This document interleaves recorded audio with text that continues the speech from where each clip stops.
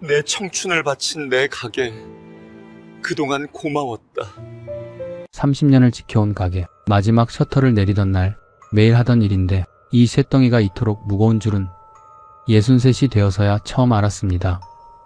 남들은 손가락 몇 번 움직여 코인으로 수천을 벌고 주식으로 돈을 불리는 세상에서 저는 15시간씩 불판 앞에 서서 그저 정직하게만 살았습니다. 그런데 왜 제 인생은 폐업이고 그들의 인생은 축제일까요? 성실함이 죄가 된 시대, 세상은 열심히 사는 사람 편이 아닌 것 같았습니다. 시대는 변했고 파도는 너무 높았습니다. 열심히 하지 않아서가 아니라 도저히 버틸 수 없어 내려놓은 이 짐. 30년 자영업, 제 가게의 셔터를 내리며 깨달은 잔인한 진실을 말해보려 합니다. 사연 시작하기 전에 구독과 좋아요 부탁드립니다. 여러분의 작은 손길이 영상을 만드는 데 큰 힘이 됩니다. 제 이름은 박성태, 올해로 63입니다. 제 손은 30년 세월의 기름때가 배어 아무리 씻어도 완전히 지워지지 않습니다. 그 손으로 오늘 마지막 셔터를 내렸습니다. 돌이켜보면 모든 것은 단칸방 하나에서 시작됐습니다.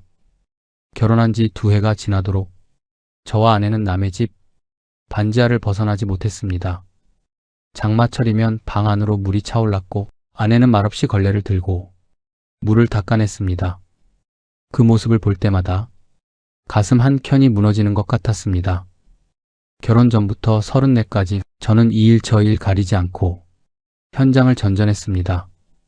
성실함 하나는 자신 있었지만 남의 밑에서 일하는 건 늘 불안의 연속이었죠.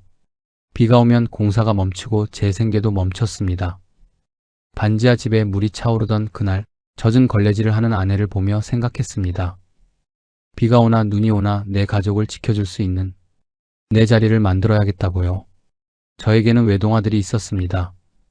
아이와 아내를 위해서라도 뭔가를 해야 했습니다. 여보, 뭐라도 해봐야 할 것 같아. 나 식당 한번 해볼게. 어느 날 밤 저는 아내에게 말했습니다. 아내는 한참을 말없이 저를 바라보다가 조용히 고개를 끄덕였습니다. 그게 우리 두 사람의 계약서였습니다. 가게를 시작할 수 있었던 건 뜻밖의 인연 덕분이었습니다. 1997년 IMF 한파가 온 나라를 덮쳤을 때 동네에서 삼겹살집을 하던 선배 형이 가게를 더 이상 버티지 못하겠다며 저를 찾아왔습니다. 성태야, 나 그냥 넘길게. 헐값에 가져가라. 형의 눈이 이미 다 포기한 눈이었습니다. 저는 그 자리에서 선뜻 대답을 못했습니다. 자금은 부모님과 처가, 친척들한테 조금씩 손을 벌려 겨우 마련했습니다. 받을 때마다 고개가 숙여졌고 꼭 갚겠다는 말을 몇 번이나 되풀이했습니다. 형의 가게 열쇠를 건네봤던 날 기쁨보다 무거움이 먼저였습니다. 형은 잘해보라며 등을 두드려줬지만 저는 그 손길이 내내 마음에 걸렸습니다. 남의 눈물 위에서 시작하는 거라는 걸 잊지 말자고 스스로에게 다짐했습니다. 처음 가게를 연 건 제가 34 되던 해봄이었습니다. 서울 변두리 골목 안, 연기가 빠져나가지 않아 눈이 맵던 작은 공간. 간판에는 제 이름 석자를 직접 넣었습니다. 성태네 삼겹살. 간판이 올라가던 날 저는 그 앞에 한참을 서 있었습니다. 눈물이 날 것 같아 하늘을 올려다봤습니다. 아내가 옆에서 제 손을 꼭 쥐었습니다. 말은 없었지만 그 손의 온도가 전부를 말해줬습니다. 가게 문을 여는 시간은 새벽 5시였습니다. 아내와 저는 해가 뜨기 전에 일어나 시장 골목을 누볐습니다. 고기 한 점도 허투루 고른 적이 없었습니다. 두부 한 모, 파 한 단도 눈으로 직접 확인했습니다. 이거 어제 들어온 거예요? 오늘 새벽 거 주세요. 제 말에 정육점 사장님이 웃으며 말했습니다. 박 사장님처럼 까다로운 손님은 없어요. 저는 그 말이 칭찬이라는 걸 알았습니다. 아들 민준이는 가게 한쪽 구석에서 잠이 드는 날이 많았습니다. 손님들이 사장님 아들이에요? 하면 민준이는 방긋하고 웃었습니다. 그 웃음이 얼마나 예쁘고 안쓰럽던지 저는 그 웃는 얼굴만 보아도 뜨거운 불판 앞에서 입가에 미소가 번졌습니다. 그러나 아이가 커갈수록 정작 아이와 함께한 기억은 생각보다 많지 않습니다. 민준이 소풍날에도 저는 가게 문을 열어야 했습니다. 민준이는 아침에 일어나 아빠 오늘 소풍인데 한마디 하고는 더 이상 말을 잇지 않았습니다. 그 눈빛이 아직도 가슴에 남아 있습니다. 운동의 날도 마찬가지였습니다. 아내가 대신 달려갔지만 저는 가게를 비울 수가 없었습니다. 민준이가 달리기에서 1등을 했다는 말을 아내에게 전화로 전해 들었습니다. 수화기를 내려놓고 잠깐 눈을 감았습니다. 그래도 저는 버텼습니다. 아빠가 힘들어야 너희가 웃는다. 이 말 하나를 가슴에 품고 낡은 앞치마를 동여맸습니다. 아내도 말이 없었습니다. 불평 한마디 없이 저와 나란히 서서 새벽부터 밤까지 같은 연기를 마셨습니다. 어떤 날은 아내의 손등이 되어 부어오른 적도 있었는데 아내는 그냥 차가운 물에 잠깐 담갔다가 다시 앞치마를 메고 주방으로 들어갔습니다. 저는 그 뒷모습을 보며 이 사람한테 잘해줘야 한다고, 꼭 잘해줘야 한다고 속으로 되뇌었습니다. 돌이켜보면 아이가 자라는 모습을 제 눈으로 직접 본 기억이 얼마나 될까요? 민준이가 언제부터 키가 저만큼 컸는지 저는 정확히 기억하지 못합니다. 그 시간들은 제 앞치마 속에 가려져 있었습니다. 하지만 후회하지 않는다고 말하면 거짓말이겠죠. 다만 그때의 저는 그것 말고는 달리 방법을 몰랐습니다. 가족을 위해 할 수 있는 일이 새벽에 일어나 고기 굽는 것밖에 없었던 사람이었으니까요. 그렇게 시간이 흘렀습니다. 가게는 자리를 잡았고 단골 손님들이 하나둘 생겨났습니다. 박 사장님 고기는 다른 데랑 달라 라는 말을 들을 때마다 저는 다음날 더 일찍 시장에 나갔습니다. 아내는 어느새 저보다 더 능숙하게 손님들의 이름을 외웠습니다. 어머, 김 과장님 오셨어요? 오늘은 목살로 드릴까요? 하면서 손님들 취향까지 꿰고 있었습니다. 우리 부부는 말이 없어도 척척이었습니다.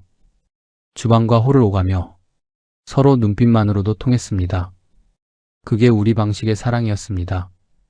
가게를 연 첫 해는 솔직히 말하면 버티는 것 자체가 목표였습니다. 손님이 없는 날은 아내와 저 둘이서 빈 테이블을 닦고 또 닦았습니다. 할 일이 없어도 손을 놀리고 있으면 왠지 가게가 살아있는 것 같았으니까요. 여보, 오늘도 파 다듬을게요. 아내는 불평 한마디 없이 자기 할 일을 찾아서 했습니다. 그 모습이 고맙기도 하고 미안하기도 했습니다. 그래도 포기하지 않았습니다. 고기 한 점을 고를 때도 가장 좋은 걸 손님 상에 올렸습니다. 조금 비싸더라도 질 좋은 고기를 쓰고 밑반찬 하나도 직접 담갔습니다. 아내가 담근 깍두기가 맛있다는 소문이 나면서 그게 우리 가게만의 무기가 됐습니다. 사장님, 깍두기 좀 더 주세요. 손님들이 그 말을 할 때마다 아내 얼굴에 수줍은 웃음이 번졌습니다. 저는 홀에서 그 모습을 보며 괜히 고기 굽는 척 고개를 돌렸습니다. 몇 년이 지나자 가게에 온기가 돌기 시작했습니다. 단골 손님이 1명, 2명 늘어났습니다. 근처 회사 직원들이 월급날이면 꼭 찾아왔고 어떤 손님은 명절 연휴에도 문 열었냐고 전화를 해왔습니다. 그럴 때마다 저는 속으로 생각했습니다. 아, 손님들이 우리 가게를 사랑해 주는구나. 그게 어떤 상보다 빛나는 훈장이었습니다. 민준이가 자라는 모습은 가게 한켠에서 지켜봤습니다. 카운터 옆 작은 의자에 앉아 공부를 하다 꾸벅꾸벅 졸았습니다. 저는 주방에서 그 모습을 보며 녀석 목이 꺾일까봐 괜히 조마조마했습니다. 중학생이 되면서부터는 제가 시키지도 않았는데 홀에서 물수건을 나르기 시작했습니다. 민준아, 넌 공부나 해. 제가 말하면 민준이는 괜찮아요, 아빠. 저 심심해요 하고 능청스럽게 웃었습니다. 그 웃음이 그렇게 예쁠 수가 없었습니다. 세월이 흘러 민준이가 대학에 붙던 날 아내는 주방에서 저를 불렀습니다. 여보, 민준이 붙었대요. 저는 아무 말도 못했습니다. 손에 들고 있던 집게를 내려놓고 잠깐 눈을 감았습니다. 아내와 처음 시작할 때 반지하에서 물을 쳐내던 그 시절이 스쳐 지나갔습니다. 그리고 민준이가 대기업에 취직을 했습니다. 첫 월급을 받은 날 민준이가 조심스럽게 제 앞에 앉아 작은 쇼핑백을 내밀었습니다. 아버지, 별거 아닌데요? 안에는 넥타이 하나가 들어있었습니다. 짙은 남색, 제가 좋아하는 색이었습니다. 아버지, 맨날 앞치마만 메고 계시니까 항상 마음에 걸렸어요. 이제는 가게 밖에서는 누구보다 멋진 모습으로 저랑 같이 좋은 데도 다니시고 맛있는 것도 드시러 가요. 아버지도 앞치마 말고 넥타이도 어울리는 사람이라는 거 보여드리고 싶었어요. 저는 아무렇지 않은 척 고맙다 하고 받아들었지만 그날 밤 식당 불을 끄고 혼자 남아 넥타이를 한참 들여다봤습니다. 눈물이 났습니다. 소리 없이 아무도 모르게 울었습니다. 이거였나 봅니다. 제가 새벽마다 일어나 기름 냄새를 마시며 버텨온 이유가 번듯하게 자라준 아들이 어느새 훌쩍 커서 저를 생각해주는 모습?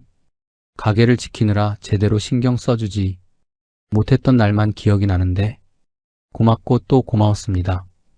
다음날 아침 아내가 차려준 밥을 먹으면서 저는 그냥 평소처럼 말했습니다. 오늘 고기 좀 일찍 받아야겠다. 아내는 말없이 밥을 한술 더 떠서 제 그릇에 얹어줬습니다. 말하지 않아도 아는 사람.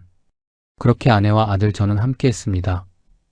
가게가 잘 되기 시작하면서 욕심이 생겼습니다. 아니, 솔직히 말하면 욕심이라기보다는 자신감이었습니다. 수십 년 동안 이 자리를 지켜왔으니 이제는 좀 더 넓고 번듯한 곳에서 손님을 맞이할 자격이 있다고 생각했습니다. 마침 근처에 자리가 났습니다. 지금 가게보다 2배는 넓은 공간이었습니다. 환기도 잘 되고 주차도 편했습니다. 저는 그 자리를 보는 순간 직감했습니다. 여기다. 아내한테 먼저 말했습니다. 여보, 나 저기로 옮기고 싶어. 아내는 한동안 말이 없었습니다. 한참 후에 조심스럽게 물었습니다. 우리 지금 가게도 잘 되고 있는데 굳이 지금 움직여야 해요? 함부로 가게 옮기는 거 아닌데. 저는 웃으며 대답했습니다. 지금이 딱 옮길 때야. 장사가 잘 될 때 가게도 키워야 더 잘 될 수 있어. 아내는 더 이상 말을 잇지 않았습니다. 그 침묵이 반대라는 걸 알면서도 저는 이미 마음을 굳힌 뒤였습니다. 며칠 후 민준이가 주말에 집에 왔습니다. 저는 저녁상을 앞에 두고 확장 계획을 꺼냈습니다. 민준이는 젓가락을 내려놓으며 말했습니다. 아버지, 잠깐만요. 지금 경기가 심상치 않아요. 회사에서도 다들 긴장하고 있거든요.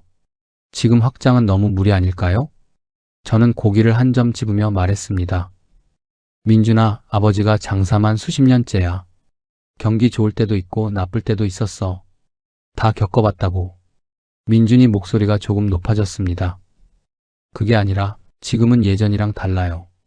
대출 이자도 오르고 있고 괜히 무리하게 벌려놨다가 나중에 감당 못하면 어떡해요?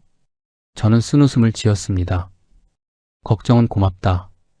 근데 이건 아버지가 결정할 일이야. 민준이는 더 말하지 않았습니다. 밥상이 무거운 침묵으로 가득 찼고 아내는 조용히 국그릇을 민준이 앞으로 밀어줬습니다. 그날 밤 민준이가 설거지를 하는 아내 옆에서 작은 소리로 말하는 걸 들었습니다. 엄마가 좀 말려보세요. 아내가 조용히 대답했습니다. 민준아, 아버지 마음 네가 알잖아. 한번 하겠다고 하면 하는 분이야. 민준이는 한숨을 쉬었습니다.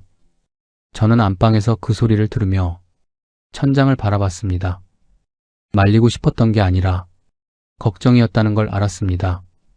그래도 저는 멈출 수 없었습니다. 자금 계획을 세웠습니다. 지금까지 가게를 하며 악착같이 모아온 돈이 3억이었습니다. 반지하 월세 살면서 아내 옷 한 벌 제대로 못 사주면서 여행 한 번 제대로 가본 적 없이 한 푼 두 푼 모은 돈이었습니다. 그 돈에 은행 대출을 얹었습니다. 세 자리 보증금에 권리금, 그리고 인테리어 비용까지. 번쩍이는 새 간판, 환한 조명, 넓어진 홀과 깔끔한 주방. 공사가 끝나고 처음 가게 안에 들어섰을 때 저는 가슴이 벅차올랐습니다. 여보, 이제 진짜 우리 가게 같지 않아? 아내는 새 테이블을 손으로 쓸어보며 작게 웃었습니다. 기쁜 웃음인지 걱정스러운 웃음인지 그때의 저는 구분하려 하지 않았습니다. 새 간판 앞에서 사진을 찍던 날 저는 민준이한테 전화를 했습니다. 민준아, 아버지 오늘 새 가게 열었다. 한번 와봐라. 잠시 침묵이 흘렀습니다.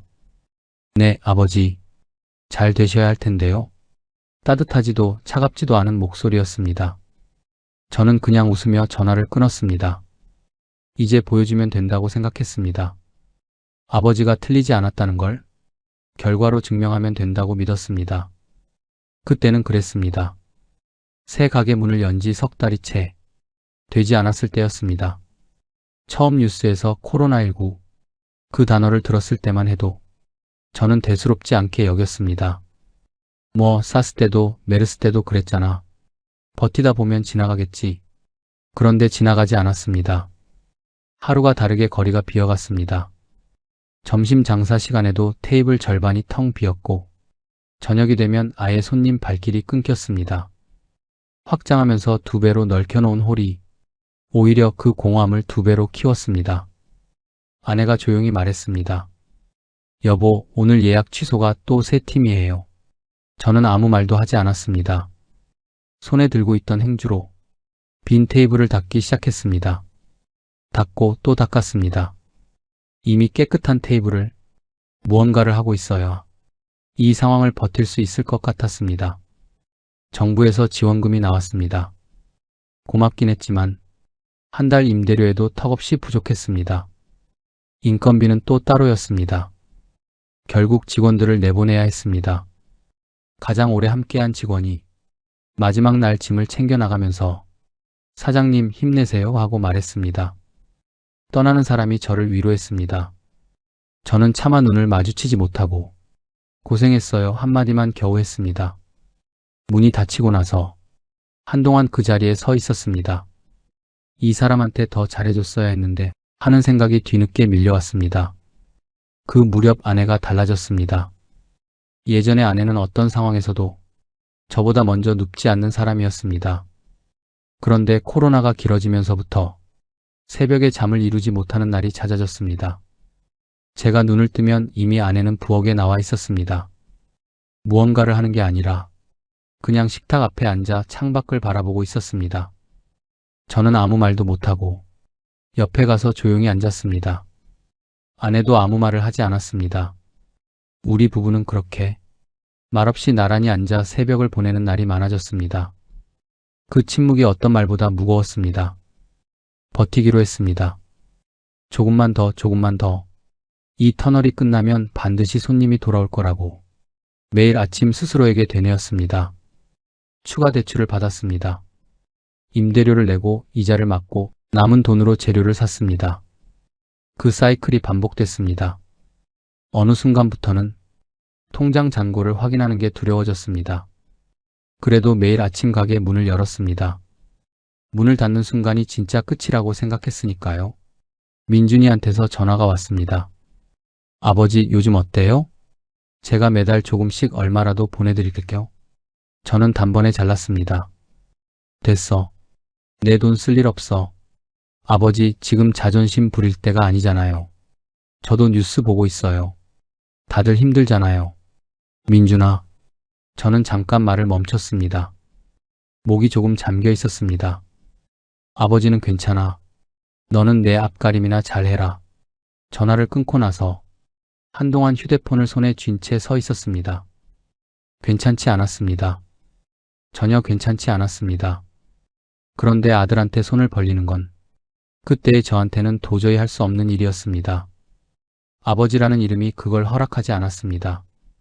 그 무렵엔 가끔 오는 손님들의 대화도 달라져 있었습니다. 예전엔 식사 자리에서 일 얘기, 가족 얘기가 오갔습니다. 그런데 어느 순간부터 테이블마다 코인이니 주식이니 하는 말이 넘쳐 흘렀습니다. 저 이번에 코인으로 꽤 벌었어요. 주식이 답이에요. 사장님도 해보세요. 저는 웃으며 그런 거 모릅니다 하고 대답했습니다. 진심이었습니다. 저는 그런 거 할 시간도 여유도 없었습니다. 새벽에 일어나 고기를 고르고 하루 종일 불판 앞에 서 있다가 밤에 장부를 정리하는 게 제 전부였으니까요. 누군가는 앉아서 돈을 불리는 시대에 저는 서서 고기를 굽고 있었습니다. 나쁘다고 생각하지 않았습니다. 그냥 제가 아는 방법이 이것뿐이었습니다. 성실하게, 정직하게. 그게 전부였습니다. 2년 반이 넘는 시간이 그렇게 흘렀습니다. 방역 지침이 풀리고 거리에 사람들이 조금씩 돌아오기 시작했습니다. 저는 가게 앞에 서서 오가는 사람들을 한참 바라봤습니다. 마스크를 턱에 걸치고 웃으며 지나가는 사람들, 335 모여 저녁을 먹으러 가는 사람들, 그 풍경이 그렇게 반가울 수가 없었습니다. 이제 좀 되려나? 긴 터널을 빠져나온 것 같았습니다. 그런데 터널 끝에서 저를 기다린 건 햇빛이 아니었습니다. 코로나가 핥히고 간 자리에 또 다른 파도가 밀려왔습니다.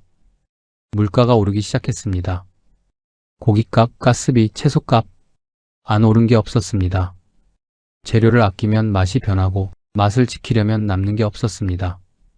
30년 가까이 이 일을 해오면서 어려운 시절이 한두 번이 아니었습니다. 그런데 이번엔 달랐습니다.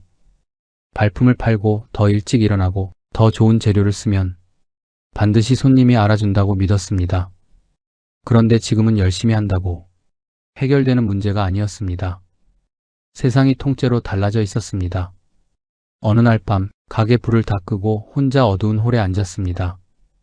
아무것도 하지 않았습니다. 그냥 앉아 있었습니다.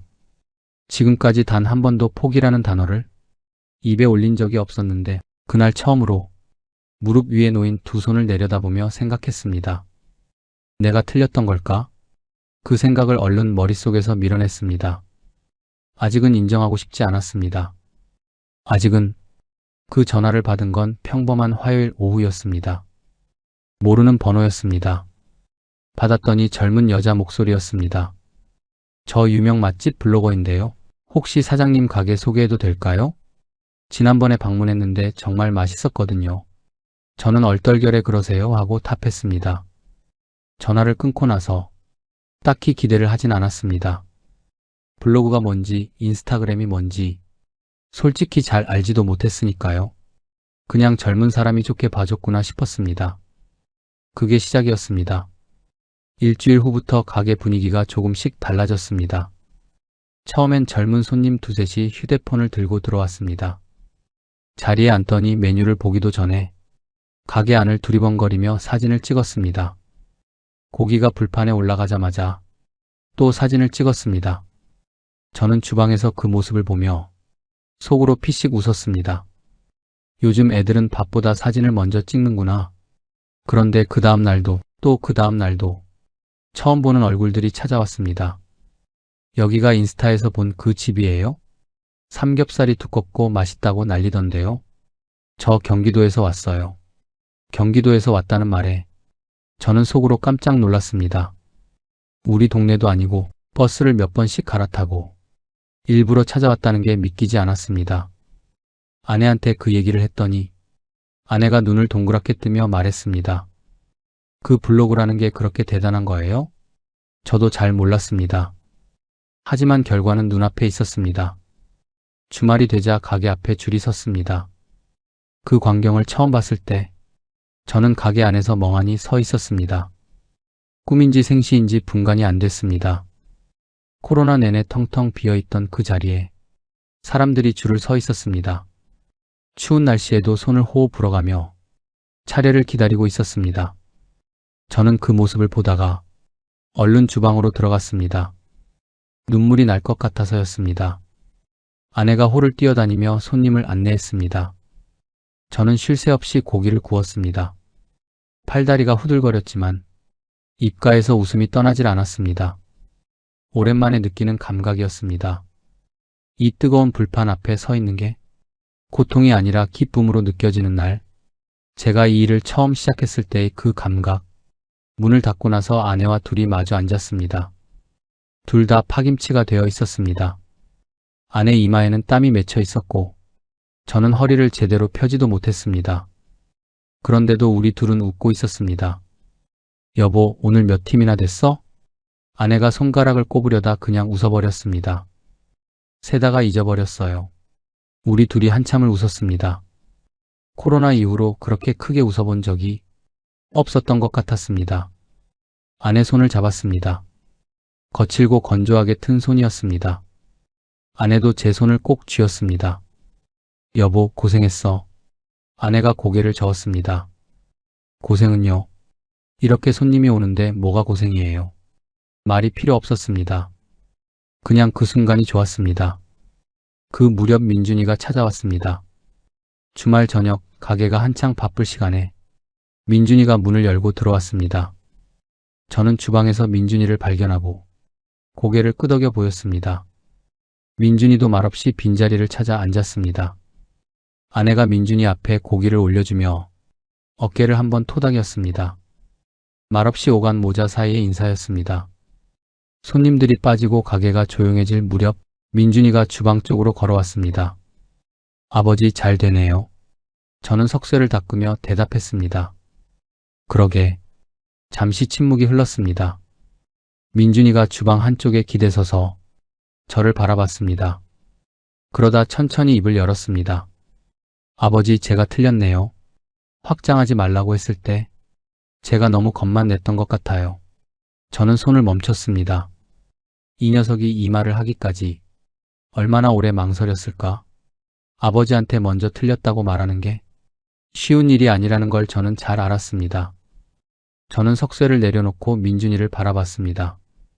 민준아, 아빠 걱정돼서 해준 말인 거 알아. 그때 내 말이 틀린 것도 아니었어. 아빠가 너무 고집을 부렸지. 민준이가 고개를 들었습니다. 아니에요, 아버지. 아버지가 버텨서 여기까지 온 거잖아요. 저는 괜히 헛기침을 한번 하고 다시 주방을 정리하기 시작했습니다. 눈이 뜨거워지는 걸 들키고 싶지 않았습니다. 그날 밤 민준이와 셋이서 늦은 저녁을 먹었습니다. 아내가 차려준 밥상 앞에서 우리 세 식구가 오랜만에 마주 앉았습니다. 특별한 대화는 없었습니다. 그냥 밥을 먹었습니다. 아내가 민준이 그릇에 반찬을 얹어주고 민준이가 많아요, 엄마 하며 웃고 저는 그 모습을 바라보며 말없이 밥을 넘겼습니다. 그 평범한 밥상이 그날따라 유난히 따뜻하게 느껴졌습니다. 민준이가 일어나며 말했습니다. 어머니 맛있었어요. 아버지 저 다음 주에 또 올게요. 현관문이 닫히고 나서 아내가 설거지를 하며 조용히 말했습니다. 여보, 민준이 많이 컸네요. 저는 소파에 앉아 천장을 바라봤습니다. 그렇습니다. 많이 컸습니다. 아들도 저도. 그날 민준이가 돌아가기 전에 한 가지를 더 말했습니다. 아버지, 요즘은 맘만으로는 부족해요. 인스타그램이나 유튜브 관리를 좀 해야 해요. 제가 도와드릴게요. 저는 손을 저었습니다. 장사는 맛으로 하는 거야. 광고 같은 거 안 해도 맛있으면 손님은 온다. 민준이가 더 말하려다 그냥 웃었습니다. 알겠어요, 아버지. 나중에 돌이켜보니 그때 민준이 말을 들었어야 했습니다. SNS 열풍이 왔을 때 누군가 우리 가게를 올려준 덕에 잠깐 반짝였지만 그게 내 것이 아니었습니다.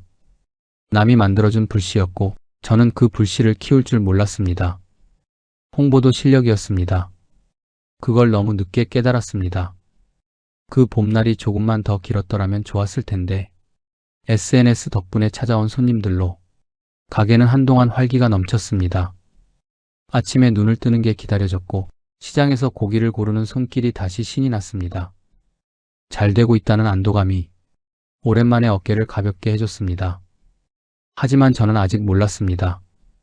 줄을 서는 손님들과 실제로 남는 돈 사이에 깊은 골이 생기고 있다는 것을, 화려해 보이는 풍경 뒤에서 제가 보지 못한 균열이 소리 없이 벌어지고 있다는 것을, 이상하다는 걸 느끼기 시작한 건 SNS 열풍이 한창이던 어느 평일 저녁이었습니다. 테이블 12개가 전부 찼습니다. 홀 안은 시끌벅적했고 연기가 모락모락 피어올랐습니다. 손님들 웃음소리가 끊이지 않았습니다. 겉으로 보면 완벽한 저녁이었습니다. 그런데 문을 닫고 나서 하루 매출을 정리하는데 손이 멈췄습니다. 분명 만석이었는데, 분명 손님이 그렇게 많았는데 숫자가 맞지 않았습니다. 재료비를 빼고 인건비를 빼고 나면 손에 쥐는 게 너무 없었습니다. 처음엔 그냥 오늘 하루 이상한 날이겠거니 했습니다. 그런데 그 다음 날도 또 그 다음 날도 비슷한 일이 반복됐습니다. 뭔가 달라져 있었습니다. 눈에 보이지 않는 무언가가. 원인을 찾는 데는 오래 걸리지 않았습니다. 젊은 손님들은 예전 손님들과 달랐습니다. 예전에는 삼겹살에 소주 한 병, 냉면이나 된장찌개로 마무리하는 게 기본이었습니다. 금요일 저녁이면 근처 회사 직원들이 단체로 찾아와 넥타이를 풀어헤치며 한 주의 피로를 우리 가게에서 풀었습니다. 테이블 하나에서 소주가 6, 7병씩 나오는 건 예사질이었습니다. 2차, 3차를 우리 가게에서 해결하는 손님도 있었습니다. 밤 12시가 넘어도 자리를 지키던 단골들, 그 사람들 덕분에 가게가 굴러갔습니다. 그런데 SNS를 보고 찾아온 젊은 손님들은 고기 1인분에 음료수 하나로 끝내는 경우가 많았습니다. 자리에 앉자마자 사진부터 찍고 고기가 어느 정도 익으면 또 사진을 찍고 먹고 나면 조용히 계산하고 나갔습니다. 술을 마시지 않았습니다. 오래 앉아있지 않았습니다. 2차를 가지 않았습니다. 나쁜 손님들이 아니었습니다. 예의 바르고 조용하고 뒷정리도 깔끔했습니다. 그냥 문화가 달랐습니다. 제가 기대온 매출 구조와 전혀 다른 방식으로 밥을 먹는 세대였습니다. 회식 문화가 사라진 것도 뼈 아팠습니다. 어느 날 오래된 단골 손님이 찾아와 소주 한 잔을 기울이며 말했습니다. 사장님, 요즘 회식을 못해요. 젊은 직원들이 싫어하거든요. 억지로 끌고 나오면 다음날 분위기가 싸해져요. 저는 그 말을 들으며 쓴웃음을 지었습니다. 세상이 변했다는 걸 머리로는 알고 있었습니다. 그런데 그 변화가 이렇게 직접적으로 제 가게 매출을 건드릴 줄은 미처 몰랐습니다. 줄을 서서 들어오는 손님들을 보며 다시 살았다고 느꼈던 게 불과 몇 달 전이었는데 겉으로 보이는 것과 실제로 남는 것 사이의 간극이 이렇게 클 수 있다는 걸 저는 그제야 실감했습니다. 아내가 먼저 눈치챘습니다. 아내는 살림을 오래 한 사람답게 통장 흐름을 누구보다 빠르게 읽었습니다. 제가 애써 괜찮은 척해도 아내 눈은 속일 수가 없었습니다. 어느 날 저녁 장부를 넘기던 아내가 조용히 물었습니다. 여보, 실제로 손에 쥐는 게 줄었죠? 저는 대답을 잠깐 망설였습니다. 재료값이 오른 것도 있고 아직 자리 잡히는 중이야. 아내는 더 묻지 않았습니다. 하지만 그 눈빛이 이미 다 말하고 있었습니다. 저도 알고 있어요. 그냥 당신이 말하기 편할 때 말해요. 그 눈빛이 고맙기도 하고 미안하기도 했습니다. 재료비 문제는 갈수록 심해졌습니다. SNS로 유명해지면서 손님들의 기대치가 덩달아 올라갔습니다. 고기질을 낮출 수가 없었습니다. 반찬 하나라도 성의 없이 냈다가 누군가의 사진에 찍혀 인터넷에 올라가면 그게 바로 가게 이미지가 됐습니다. 칭찬은 천천히 쌓이지만 욕은 하루 만에 퍼졌습니다. 그러니 재료비는 아낄 수가 없었고 손님이 몰리는 날엔 인건비도 더 써야 했습니다. 혼자 다 감당할 수 있는 규모가 아니었으니까요. 들어오는 돈은 그대로인데 나가는 돈은 늘어났습니다.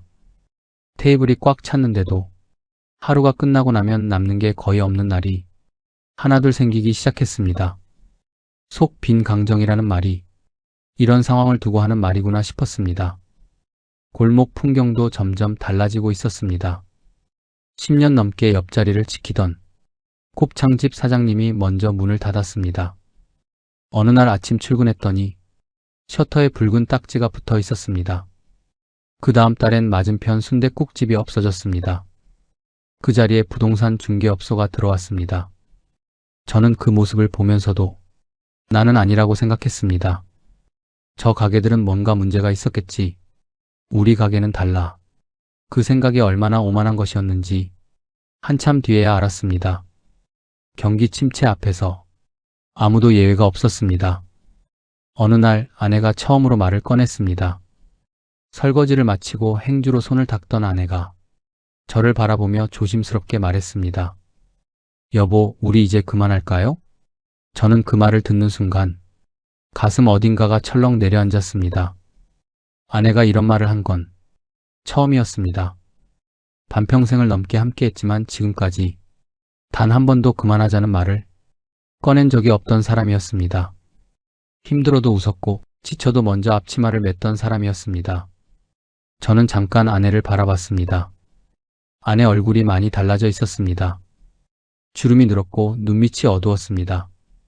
머리카락도 어느새 반 이상이 휘어 있었습니다. 나는 언제부터 이 사람 얼굴을 제대로 들여다보지 않았던 걸까? 아직 아니야. 저는 그 한마디만 하고 자리에서 일어났습니다. 아내는 더 말하지 않았습니다. 저도 더 말하지 않았습니다. 그 침묵이 오래도록 가게 안에 떠돌았습니다.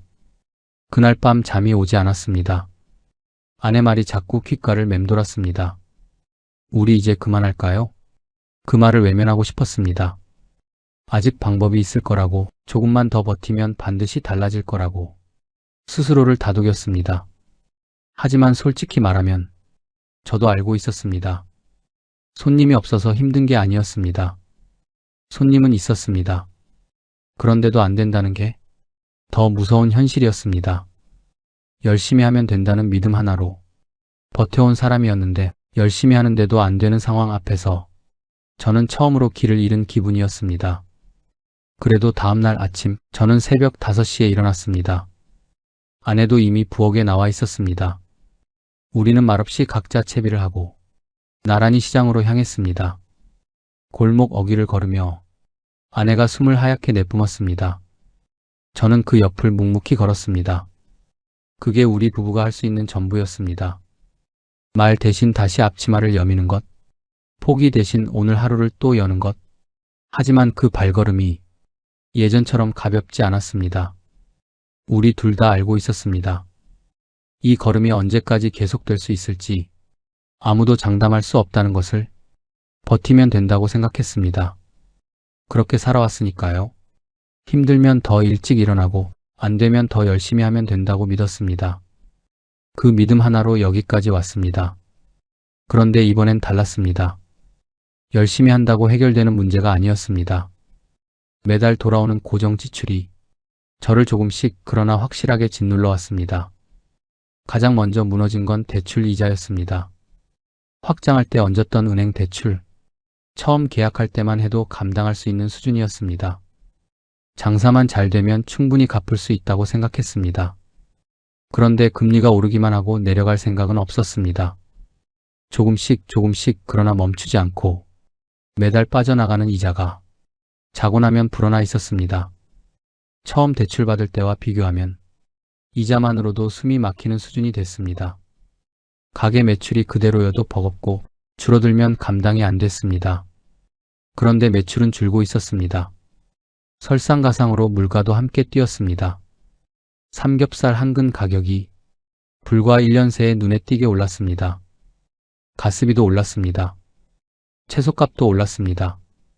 안 오른 게 없었습니다. 제 매출만 반대로 떨어지고 있었습니다. 재료비를 아끼면 맛이 변하고, 맛이 변하면 손님이 떠나고, 손님이 떠나면 매출이 줄었습니다. 그렇다고 메뉴 가격을 올리자니 그것도 쉬운 결정이 아니었습니다. 가격을 올리는 순간 손님들 발길이 뜸해지는 걸 주변 가게들을 보며 이미 알고 있었습니다. 이러지도 저러지도 못하는 상황이었습니다. 임대료는 한 달도 빠지지 않고 나갔습니다. 가게가 잘 되든 안 되든, 손님이 오든 안 오든 임대료는 날짜가 되면 어김없이 빠져나갔습니다. 넓혀놓은 가게가 다시 짐이 됐습니다. 코로나 때도 그랬는데 이번엔 코로나도 아니었습니다. 그냥 일상이 그랬습니다. 공과금도 만만치 않았습니다. 삼겹살 가게 특성상 가스비가 상당했는데 에너지 요금이 오르면서 그것만으로도 매달 적자는 부담이 됐습니다. 인건비는 쓰지 않으려 했지만 혼자 감당할 수 있는 데는 한계가 있었습니다. 아내와 둘이서 버텨봤지만 몸이 따라주질 않았습니다. 저는 60이 넘은 몸이었고 아내도 마찬가지였습니다. 젊었을 때처럼 새벽부터 자정까지 쉬지 않고 움직이는 게 이제는 쉽지 않았습니다. 어느 달부터는 인건비가 나오지 않았습니다. 직원 월급 날이 되면 며칠 전부터 가슴이 조여들었습니다. 이번 달엔 줄 수 있을까? 통장을 열어보고 이 돈을 인건비로 쓰면 다음 달 임대료가 부족하고 임대료를 먼저 내면 이자 날짜가 걸렸습니다. 돌려막기가 시작됐습니다. 이 대출로 저 대출을 막고 이번 달 인건비를 다음 달로 미루고 재료를 조금씩 줄여가며 하루하루를 버텼습니다. 그 과정이 너무 지쳐서 아침에 눈을 뜨는 게 두려워지기 시작했습니다.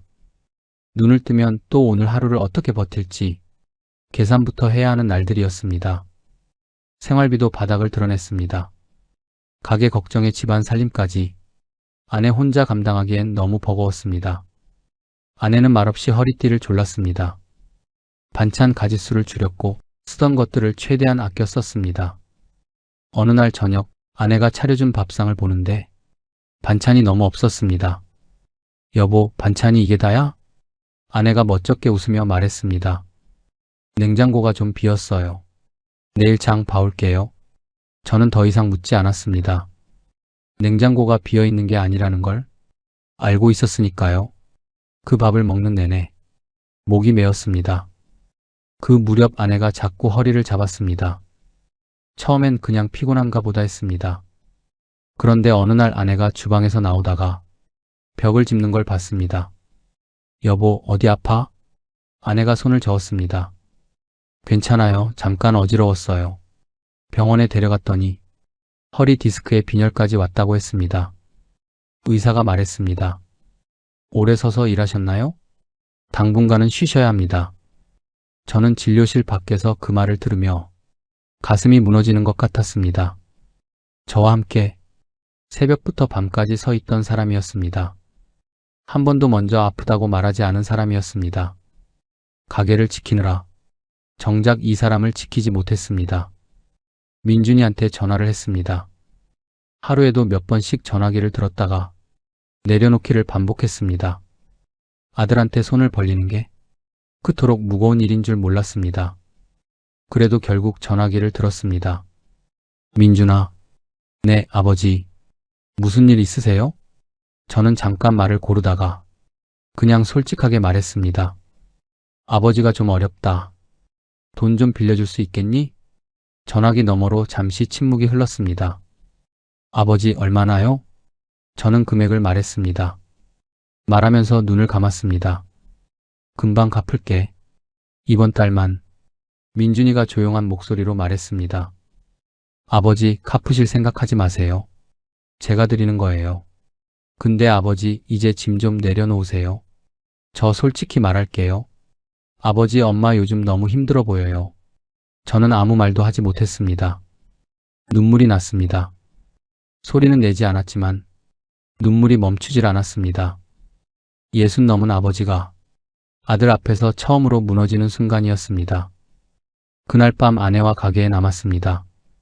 손님이 다 나가고 불을 다 끈 텅 빈 홀에 아내와 나란히 앉았습니다. 한동안 말이 없었습니다. 아내가 먼저 입을 열었습니다. 여보, 이제 정말 때가 된 것 같아요. 저는 고개를 들어 아내를 바라봤습니다. 아내 눈에 눈물이 맺혀 있었습니다. 울지는 않았습니다. 그냥 담담하게 그러나 단호하게 저를 바라보고 있었습니다. 그래. 저는 그 한마디를 내뱉고 다시 어두운 홀을 바라봤습니다. 폐업. 지금까지 어떤 힘든 상황이 와도 단 한 번도 입에 올리지 않았던 그 단어가 이제는 더 이상 낯설지 않았습니다. 오히려 이상하게도 그 단어를 인정하는 순간 어깨에서 무언가가 조금 내려가는 것 같았습니다. 폐업을 결심하고 나서 가장 먼저 한 일은 가게를 내놓는 것이었습니다. 부동산에 연락했습니다. 권리금은 기대하지 않았습니다.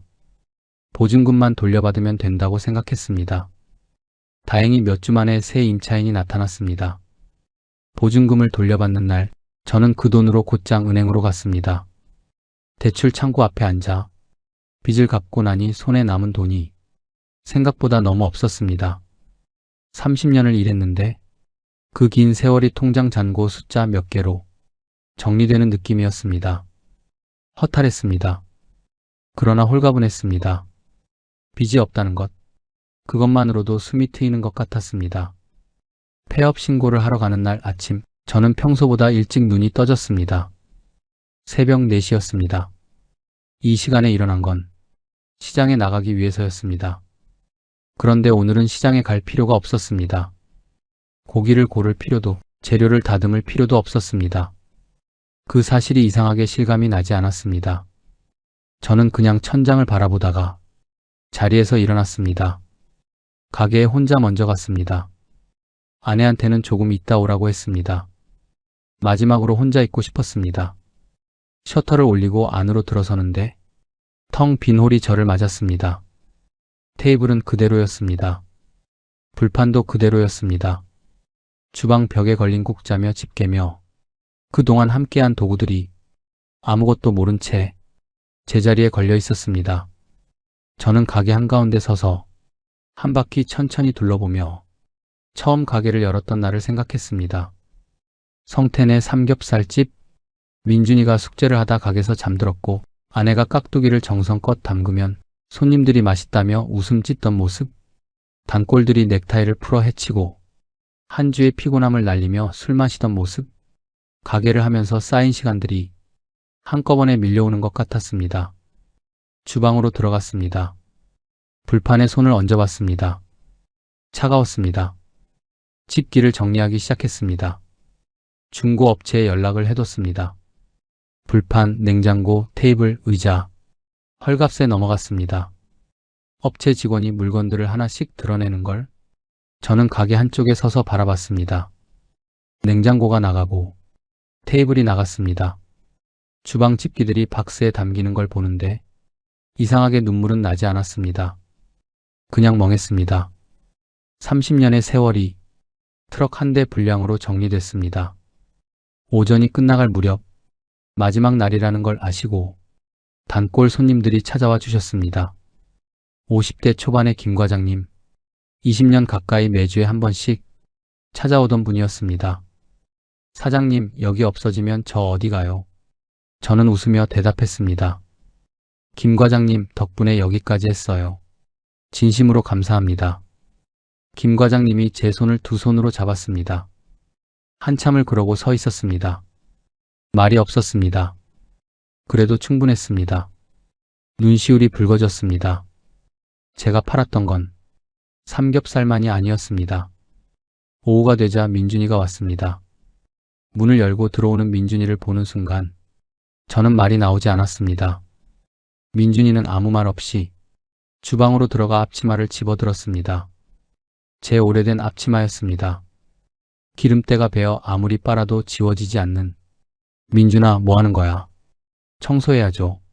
민준이가 당연하다는 듯 말했습니다. 부자는 말없이 가게를 청소했습니다. 아무도 말을 하지 않았습니다. 그런데 이상하게 그 침묵이 따뜻했습니다. 청소가 끝나갈 무렵 민준이가 제 옆에 서서 조용히 말했습니다. 아버지, 저 어릴 때 가게에서 숙제하다 잠들면 아버지가 업어서 차에 태워줬잖아요. 기억하세요? 저는 기억했습니다. 그때 저 사실 안 잔 거예요. 아버지가 업어주는 거 좋아서 자는 척했어요. 저는 손에 들고 있던 걸레를 내려놓았습니다. 민준이가 말을 이었습니다. 아버지가 있어서 제가 여기까지 왔어요. 그거 아버지도 아시죠? 저는 아무 말도 하지 못했습니다. 고개를 돌렸습니다. 눈물을 들키고 싶지 않았습니다. 그런데 이번엔 참아지질 않았습니다. 60 넘은 아버지가 아들 앞에서 소리 없이 울었습니다. 민준이가 제 등에 손을 얹었습니다. 아무 말도 하지 않았습니다. 그냥 그 손이 거기 있었습니다. 그걸로 충분했습니다. 해가 기울기 시작할 무렵 우리 세 식구는 텅 빈 가게 안에 나란히 앉았습니다. 아내가 캔커피 3개를 사왔습니다. 마지막으로 여기서 한잔해요. 우리는 나란히 앉아 캔커피를 홀짝였습니다. 아무도 말을 꺼내지 않았습니다. 텅 빈 홀에 우리 세 사람의 숨소리만 있었습니다. 그 순간이 이상하게 평화로웠습니다. 허무하기도 했지만 동시에 묘한 해방감이 밀려왔습니다. 30년의 무게를 오늘 비로소 내려놓는 것 같았습니다. 셔터를 내리기 전 저는 가게 앞에 잠시 섰습니다. 간판을 올려다봤습니다. 성태네 삼겹살 간판이었습니다. 그래도 여전히 제 이름이 거기 있었습니다. 34살에 제가 처음 이 간판을 올려다봤을 때 가슴이 얼마나 벅찼는지 그 감각이 선명하게 떠올랐습니다. 저는 간판을 향해 조용히 말했습니다. 수고했다고. 여기까지 잘 버텼다고. 셔터를 내렸습니다. 철컹 하는 소리가 골목 안에 울렸습니다. 그 소리가 생각보다 크지 않았습니다. 30년의 마침표치고는 너무 작고 조용한 소리였습니다. 민준이가 제 옆에 서 있었습니다. 아내가 제 팔을 잡았습니다. 우리 세 사람은 잠시 그 자리에 서 있었습니다. 아무도 먼저 발걸음을 떼지 않았습니다. 이 글을 읽고 계신 분께 드리고 싶은 말이 있습니다. 저는 열심히 살지 않아서 무너진 게 아닙니다. 게을러서 실패한 게 아닙니다. 새벽마다 일어났고 좋은 재료를 골랐고 손님 한 분 한 분께 정성을 다했습니다. 그런데도 무너졌습니다. 시대가 변했고 세상이 변했고 파도가 너무 높았습니다. 자영업은 내 시간을 쪼개 파는 일이고 내 몸을 갈아 넣는 일이고 가족과 보낼 시간을 담보로 잡히는 일입니다. 그래서 지금 이 길을 걷고 계신 분들께 꼭 말씀드리고 싶습니다. 지금 그 자리를 지키며 하루하루를 살아내고 계신 당신은 누구보다 강한 사람입니다. 오늘 하루도 정말 고생 많으셨습니다. 당신의 그 땀방울이 가족의 웃음이 되고 있다는 사실을 잊지 마시고 부디 기운 내십시오. 얼마나 치열하게 버티고 계시는지 알고 있습니다. 그러니 힘내십시오. 그리고 혹시 저처럼 셔터를 내려야 하는 날이 온다면 부디 스스로를 탓하지 마십시오. 당신은 실패한 게 아닙니다. 가족을 위해 그리고 자신을 위해 그 무거운 짐을 지고 여기까지 완주한 것입니다. 가게 문은 닫았습니다. 그러나 우리의 인생은 아직 폐업하지 않았습니다. 민준이가 앞서 걷기 시작했습니다. 아내가 제 팔을 꼭 잡았습니다. 그리고 걸었습니다. 앞으로 부족한 제 이야기가 조금이나마 와닿으셨다면 구독과 좋아요, 알림 설정 버튼으로 응원 부탁드립니다. 여러분의 노후에 평안이 깃들기를 진심으로 기원합니다. 끝까지 시청해주셔서 감사합니다.